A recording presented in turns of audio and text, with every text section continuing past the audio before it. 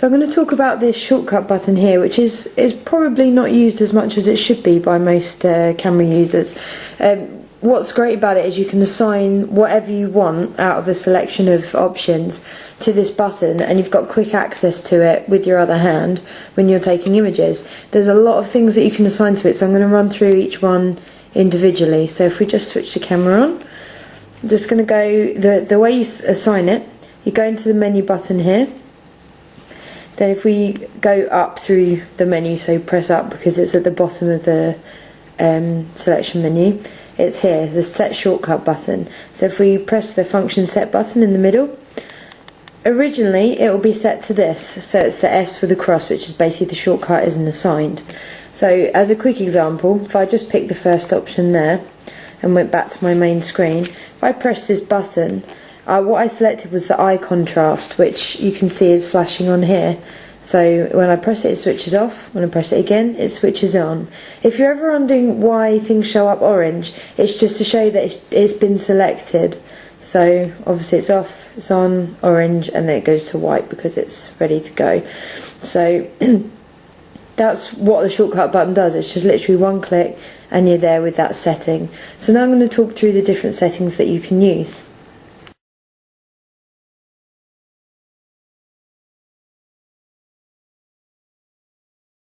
So if I'm going through them one by one, the eye contrast is the first one that we come to. Now what the eye contrast does is it picks up the differences between colours and shades and things like that, and it enhances them so that things look like there's a little bit more detail. They don't look so washed out. This is really handy when you're doing like scenery. I've tried it out on trees and things, and where there's a lot of detail, you know, like repetitive leaves and things like that, it really brings out the different leaves. I'm going to move the camera and I'm going to show you what I mean. I've just set the camera up so that it's looking out into the garden. I'm trying not to get the sun directly onto either of these cameras. So as you can see, the eye contrast is selected and it's at the bottom of the screen here. So I'm just going to zoom into that tree. I'm just going to change my settings. Now if I just press the shortcut button up the top here, we'll switch off the eye contrast and I'll take the same picture without. The darker colours come up a lot darker and the lighter colours shine out more. It's not automatically noticeable. You won't see it in everything. Like if you're taking a lot of pictures, not every single one is going to show up with this huge contrast. But what you will notice is when you have got a lot of detail and you've got a lot of things like woodland, forest, that sort of thing, you'll see where it makes a difference.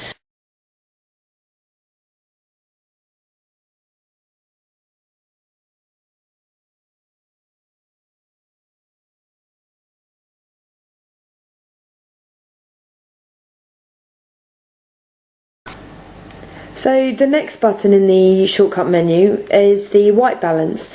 Now white balance, as the camera is laid out, you don't actually see any buttons that indicate white balance, and as it's one of the more common functions that people use when they're setting up their picture, it's nice to have it on the shortcut button. At the moment, if you wanted to access the white balance, you'd press the menu function set button. You'd go through there and then your white balance settings would come up at the bottom. But obviously, when you're trying to set it up, you're thinking about the white balance. The first thing you think is to look for the white balance button, not to look for the function button. So what's nice is that instead you can press the shortcut button and that menu comes up there for you. I've talked through white balance before, but basically what you're doing is you're changing the type of light that you're shooting in. So if it's a cloudy day, it will be set up so that the white balance is looking for a different type of white within the picture. Tungsten, you can see that the picture just turned quite blue. I'm actually in daylight at the moment, so I'm in more of a white light, but under tungsten light it's more orangey yellow. So what it does is it puts this sort of blue look to the light because it's trying to counteract that orangey light to keep the look of the picture more natural. The human eye automatically adjusts to different light settings, whereas a camera, it doesn't really do that. So sometimes you need to tell it what sort of light you're shooting in. And then you've got the different types of fluorescent light. You've got it will set up for when you're taking the flash so that it can prepare for a brighter white light. And then you've got your custom white balance here.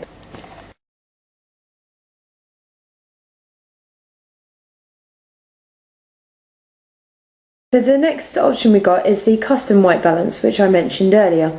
Now the custom white balance, it allows you to tell the camera what sort of light is in the room. If you're under a light where you can't quite get that look right, then what you can do is you can tell your camera what a white colour would look like under the light that you're in. So what you need is something white. Usually you could use a white piece of paper, or quite often if it's like wedding photos, you would take a white balance from the wedding dress, so that, you know, if it's a white dress, everything else around it would work to make that dress look white under the light that you're in. But in this case, I've just set up a little thing of, I don't know, games, a scarf and some DVDs, just to show you what I mean. Now, I'm on custom white balance at the moment. I haven't set a white balance. So what I'm going to do is I'm just going to go and get a piece of paper. So I've just placed a bit of paper within the light that I'm working in. So what I'll do now, I'll press the shortcut button and it will take a sample of the white of the paper within the light that I'm in. So if I press it now, it will basically take a picture. Then that light will adjust and I can take a photo of my setup quite nicely within the light that I'm in. But then what I may do is I may change into a room which is now lit by tungsten light, so light from a regular light bulb, and I'll show you what happens there. So I've just moved the objects into a room where there's tungsten light. I'm actually blocking out the sunlight with myself, so hopefully this will show up quite well. But as you can see, the light in the room is quite yellowy. If I just take a picture, it's not the perfect example of white. So what we do is we get that piece of paper again, pop it down underneath the light that we're taking the picture from. If I just zoom into the paper, press the shortcut button, and it'll do that picture taking again. And suddenly that light has adjusted so that the white in the image is appropriate.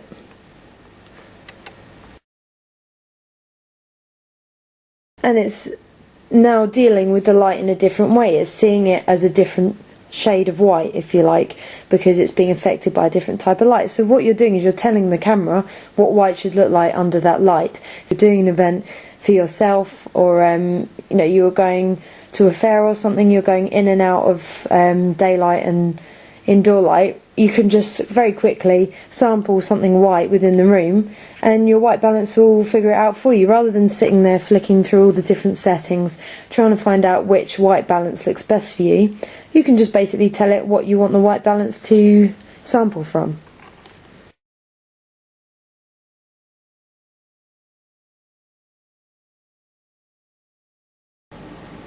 The next option, along from the custom white balance, is my colours. Now this is the one that I usually have set up.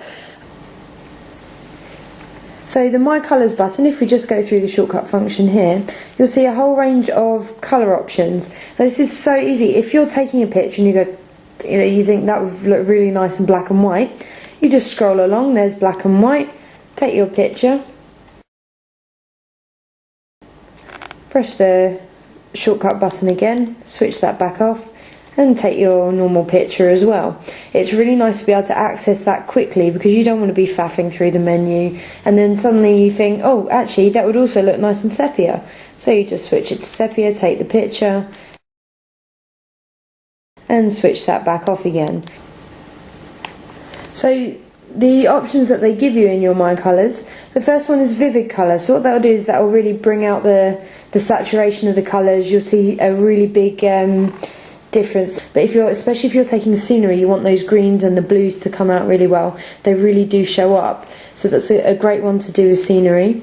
You've got neutral colours, which sort of, it brings down the bright colours. So maybe you've got one colour that's taking over your picture completely, so you use the neutral colours and that just calms that down.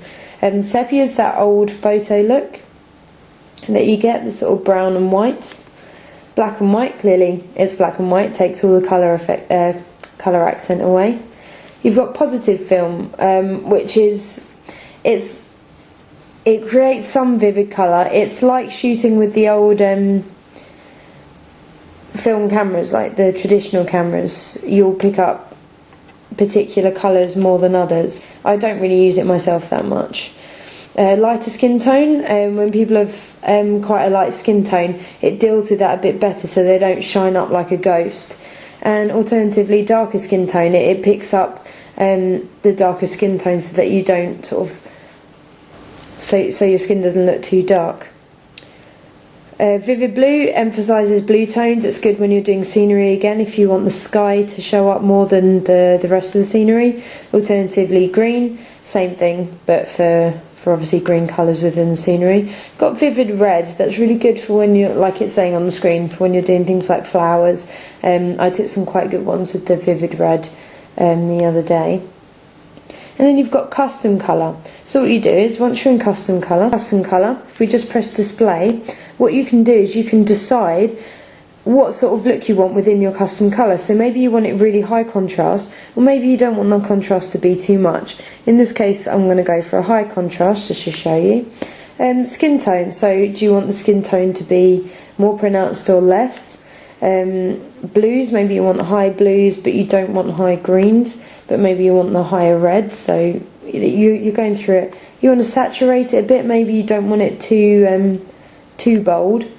Sharpness, maybe you want it sharper, maybe you want it softer, it depends what your subject is. So let's go for sharper. And we're back to contrast. So if I take that picture now, I've taken that with my own custom colour. So there's a lot of different things that you can change within the custom colour. I don't know how much you would use it. Maybe there's a particular look to a photo that you'd like to keep throughout all your images, then you could use that option.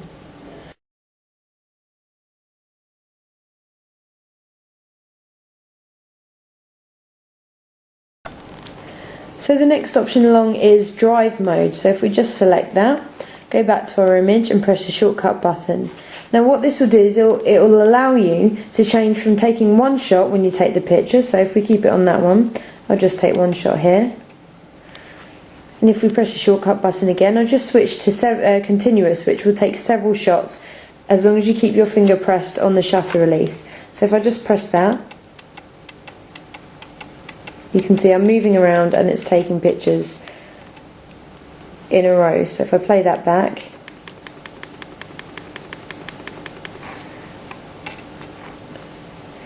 so then if I press the shortcut button again to get the option up, the other option is shooting with autofocus. So what you want to do is try and keep your subject within the centre of the image so that you've got them within the box, and then it will just try and focus on your central subject. So that's why it's good to have the autofocus on as well. So that's that one.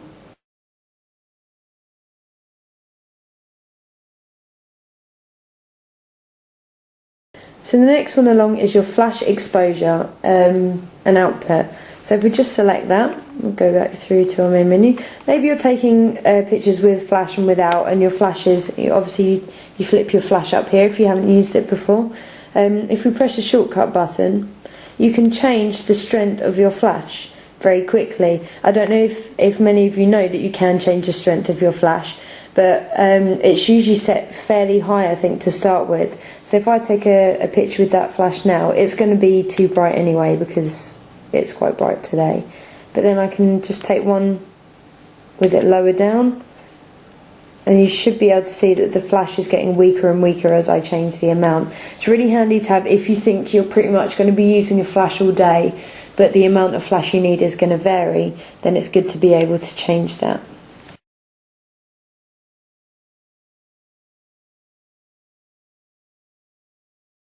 The next option along is light metering. So if we select that one there, press the shortcut button, what it's basically doing here is it's choosing where it's going to pick the level of light, so the exposure of your image. So when you use this, you want to be using it on either aperture value or time value. On aperture value, you can pick your f-stop and it will pick your shutter speed and everything else for you. On time value, you can pick the shutter speed. If I just turn it to time, you can select your shutter speed and it picks all the other settings for you. So if you ever wanted to do a long exposure image or anything like that, it would be good to have it on time value if you weren't too confident with manual settings. So what we want to do, the exposure, so if I just press the shortcut button, at the moment it's taking the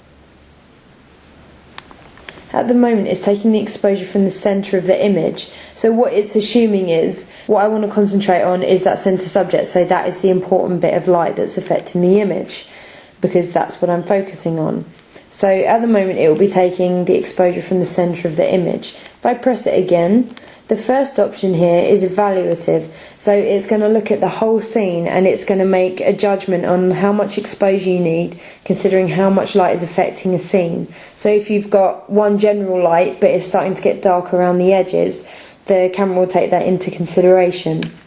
The last option is spot metering. Now this is something that is really handy if you want to do things like silhouettes. You know, you've got a bright light behind something but the object itself is in shadow. But at the moment I'm on time value, so the camera is picking the aperture for me, and I'm picking the shutter speed and everything like that. But what I'm doing at the moment is I've pressed my shortcut button. I've got spot metering as my main source of exposure. So if I just let it do one itself, so what I did there is I pressed the shortcut button, just told it to take exposure from the whole scene. If I take a picture here now,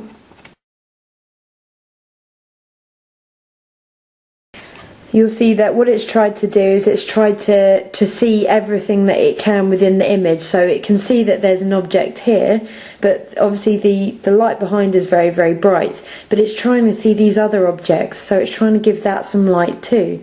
But what I want to do is just have all of this in shadow and have that nice bright light, so it's all silhouetted. So I've got this nice sky with a dark foreground. So what I'm going to do is press the shortcut button, go to spot metering, and then what I'm going to do is with the shutter button, I'm just going to take a sample of the light in the sky. So what I have to do is this centre box here needs to be filled with the light that I want to sample from. So I hold down the shutter button just lightly so that it can take a reading from there. And then I move it to how I want to take the picture and press it down fully.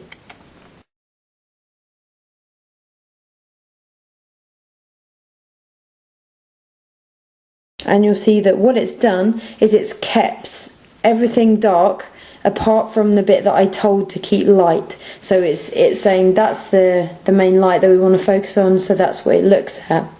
To explain that the opposite way around, maybe what I want it to do is to see this window in front of me here and to not pay as much attention to that bright light behind. So what I'll do is I'll do the same thing. I'll hold down the shutter button lightly, tell it to take the exposure from in front of the camera, in front of the window rather than behind, and then take a picture now. And you'll see what that's done is it's tried to focus on the exposure that I've taken from in front, so that it's not just concentrating on that bright light source, it's also trying to pick up everything that's in front of the camera as well. I hope that makes sense. It's quite a tough one to explain.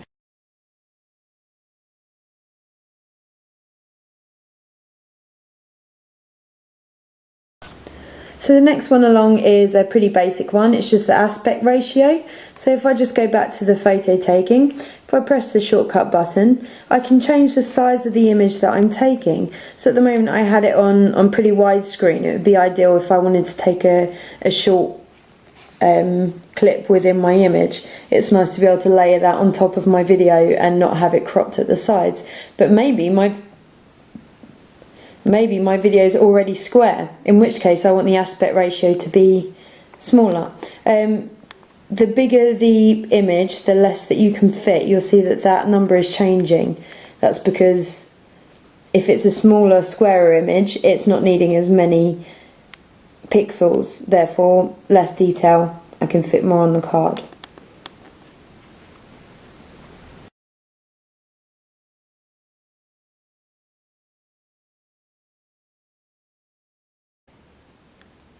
The next option along is Servo Autofocus. Now what this is doing is, it's especially good if you've got children or animals that are moving around a lot and you want to just sort of get them going past. Just make sure that you're focusing on the center of the image, and that will lock that focus on your subject that's walking past, that's running or going past.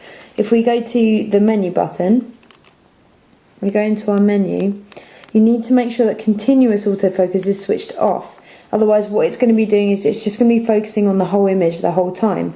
What we want to do is press the shortcut button, and it's switched on Servo Autofocus, and that means that it's going to be focusing on that subject that you're trying to capture. It's really handy if it's something that's moving fast, because it means that you can keep that focus on them as long as you're keeping up with them. Whereas if it's on continual autofocus, it's just going to keep focusing the whole image, and it's not necessarily going to pick up that subject that you want to keep a lock on. You won't necessarily want to keep Servo Autofocus on. You can quickly access it and switch it on and off. It's good to have it on the shortcut button if you are going to be taking pictures of children, but also, well, not just children, anything that's moving fast. But also you want to be taking pictures of scenery and things like that. You don't want it to be constantly only focusing on the centre of the subject and the thing that you're sort of tracking. So you can switch it on and off quickly. Just make sure that once you're done with the subject that you're going to be following, don't forget to put your continuous autofocus back on, because it's good to just be able to focus on your full frame. The idea of continuous autofocus is that it keeps trying to focus whether you're pressing down that shutter button or not. When you're using the Servo Autofocus, which is a shortcut button we've got at the moment, it'll only start to focus once you've got that shutter half pressed. But that's fine, because you're only going to really want to be focusing when you're following someone and ready to take that picture anyway.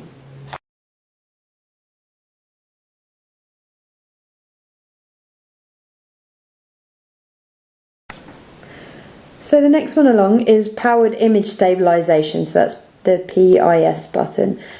What this is designed for is if you're taking a video that's going to be zoomed in a lot, so maybe you want to take a video of a plane going past or something like that, or a helicopter, it's good to be able to just have that on.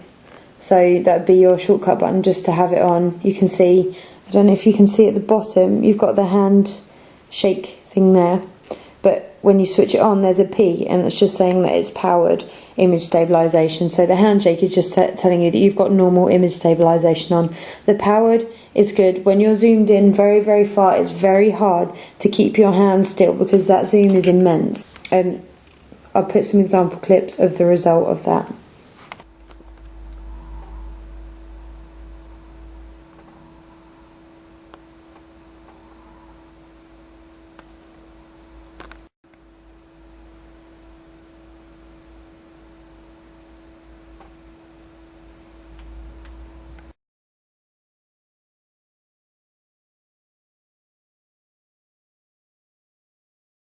Canon do put in the manual that the powered image stabilization is only really needed for when you're shooting a video at telephoto. They said that it may not give you the desired effect if you've got that switched on for anything else.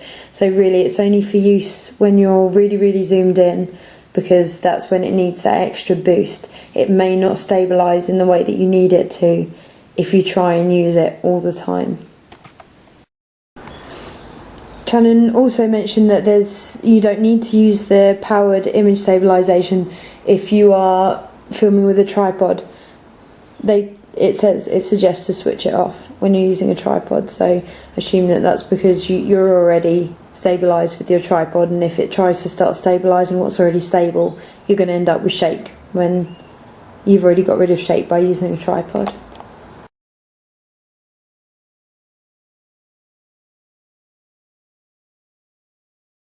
The next one on the list is autofocus lock. Now what this allows you to do is, say I want to take this whole image here, you can see I've put the bucket list quite a bit in front of the game.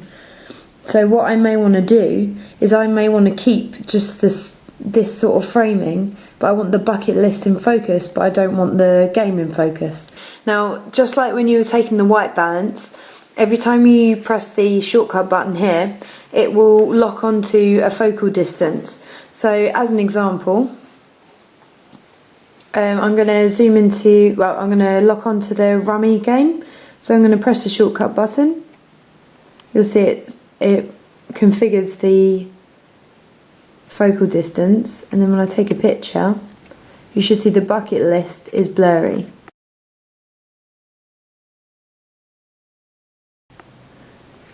So on a bigger scale, if I really want the bucket list to be blurry, I'll press the shortcut button to focus on maybe the fruit bowl there,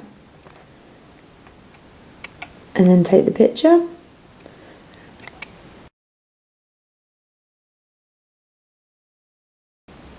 And you'll see the bucket list is very, very blurry. Alternatively, the other way around, press the shortcut button in order to focus on the bucket list. Then when I take the same picture,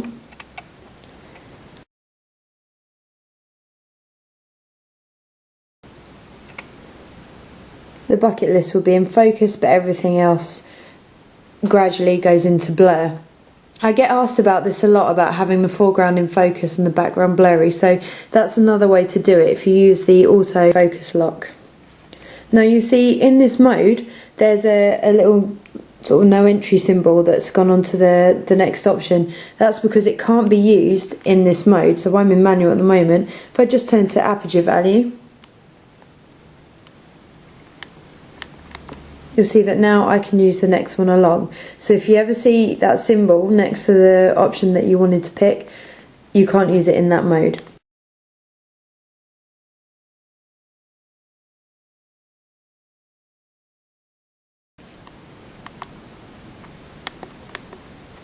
Is your auto exposure lock. Now, if you remember from before, I was talking about the exposure. So you're telling your camera what area you want it to take the light source from. Now, as you can see, the foreground of this image is pretty light. So maybe what I want to do is to equal out that light by telling it that I want to take the exposure from those darker cabinets at the back. So I press the shortcut button, and you'll see on the screen, you'll see on the screen there's this star. Now that star is used for the exposure on a normal SLR, so that's quite a common symbol to recognise. So that star will come up, and what it's done is it's evaluating where I'm telling it to pick the exposure from. So where I'm pressing it, you'll see it comes up with these, and it's picking the shutter speed and the aperture value based on what I'm taking the exposure from. So quite similarly to when we were doing the spots exposure earlier, you can do the same sort of thing, because you're using the shortcut button to tell it that it needs to take an exposure from the center box where you're putting the light. So if we do the same sort of thing that we did before with the spot exposure, you'll see that it works just the same. So I'm just going to move. So with the same sort of light setting, I'm just going to press the shortcut button to take the exposure from up there. It's picked the settings I need, and I'm going to take that picture. Now what I'm going to do is do the same thing but with the window.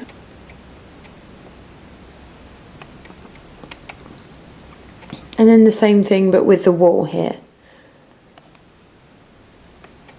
And you'll see the differences between those exposures are pretty extreme. For one, you can see the whole indoors because we've taken the exposure from a lighter source from within where we are, so it's taking the light source from the foreground, whereas when we're taking it from the background, it's focusing on that background light. So it's the same sort of thing as the spot exposure. In fact, it's probably easier than the spot exposure because it's picking the shutter speed and everything else for you.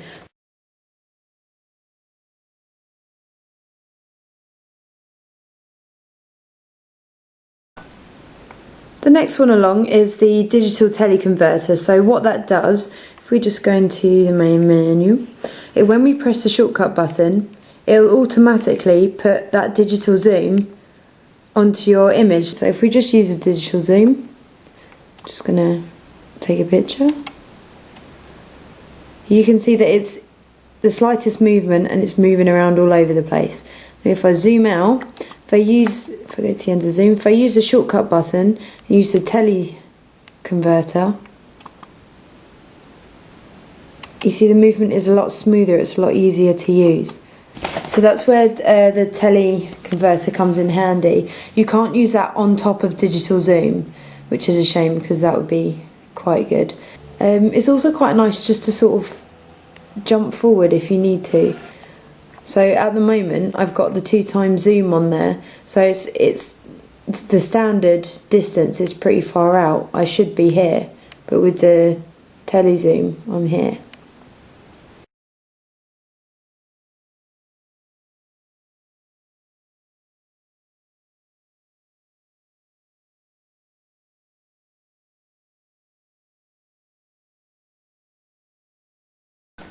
The last option we got is this one, which literally just turns the display off. So when you're using your camera, you decide that you're going to have a break for a while, you can just hit the shortcut button, turns your display off, and then your camera can power down when it's ready to. And then it'll come back on when you press things like the shutter button or the menu button or anything like that. I don't really use that, but I assume it comes in handy for some people. And then if you decide you don't want to assign the shortcut button, you can just press that one. I'm going to leave mine on my colours because I think it's great to be able to access those effects quickly. So that's what the shortcut button can do. It really is a great feature to have, and I hope you get a lot of good use out of it.